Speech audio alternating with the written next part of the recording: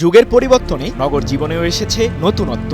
শহরের পিচ ঢালা রাস্তায় দাপিয়ে বেড়ায় 2 কিংবা 4 চাকার যানবাহন। আধুনিকতার ছোঁয়া লেগেছে রেসিংয়েও। আরব দেশগুলোতে ফর্মুলা 1 নামে আমরা প্রায়শই দেখছি কার রেসিং এর মতো নিত্য নতুন সব খেলা, যেখানে অংশ নেয় পৃথিবীর বিভিন্ন প্রান্ত থেকে ছুটে আসা প্রশিক্ষণপ্রাপ্ত কার রেসাররা, যাদের হাতের মুঠোয় থাকে উচ্চ গতি সম্পন্ন বিভিন্ন ব্র্যান্ডের সুপার কিংবা স্পোর্টস কার। তবে মিশর চলছে কিছুটা অন্য পথেই, আর এতে প্রধান ভূমিকা পালন করছে বিভিন্ন আরব দেশের শেখরা।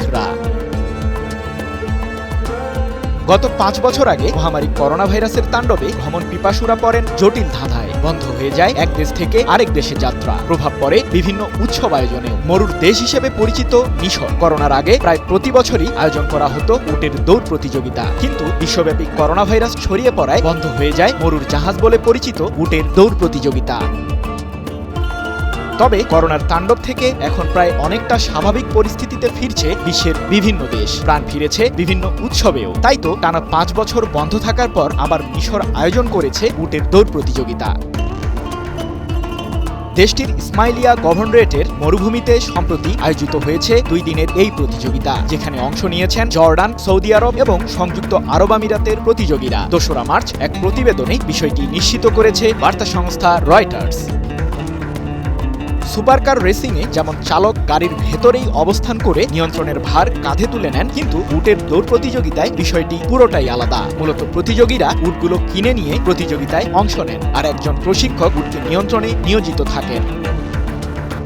সঠিক প্যাড আর সঠিক তথ্য দিয়ে কেশু সামলে নিব এক হয়ে। Monalisa sanitary napkin. মরুর এই দেশে উটের দৌড় প্রতিযোগিতাকে কেন্দ্র করে গড়ে ওঠে নানান ব্যবসা বাণিজ্য। দর্শনার্থীরাও ছুটে আসেন মজার এই উৎসব নিজ চোখে দেখতে। অনেকেই আবার স্মৃতি ধারণ করে রাখতে স্মার্টফোনে ভিডিও কিংবা ছবি ধারণ করে রাখেন। করোনা মহামারীর আগে এই উটের দৌড় প্রতিযোগিতায় অংশ নিতে প্রতিযোগীদের প্রতিটি উটের পেছনে প্রায় 1 লাখ পাউন্ড ব্যয় করতে হতো, কিন্তু এবারের প্রতিযোগিতায় সেটা বেড়ে দাঁড়িয়েছে প্রায় 3 মিলিয়ন পাউন্ড বা 46 কোটি টাকায়। মিশরের উট রেসিং ফেডারেশন চ্যাম্পিয়নশিপের পরিচালক মাহাদি সামা এবারের আয়োজন প্রসঙ্গে বলেন, এই উৎসব গত 5 বছর যাবৎ বন্ধ ছিল। আমরা আরো শক্তিশালী হয়ে ফিরে এসেছি, আর এর প্রমাণ হলো দর্শনার্থীদের উপস্থিতি। এবারের উট দৌড় প্রতিযোগিতায় অংশ নিয়েছেন প্রায় 300 প্রতিযোগী।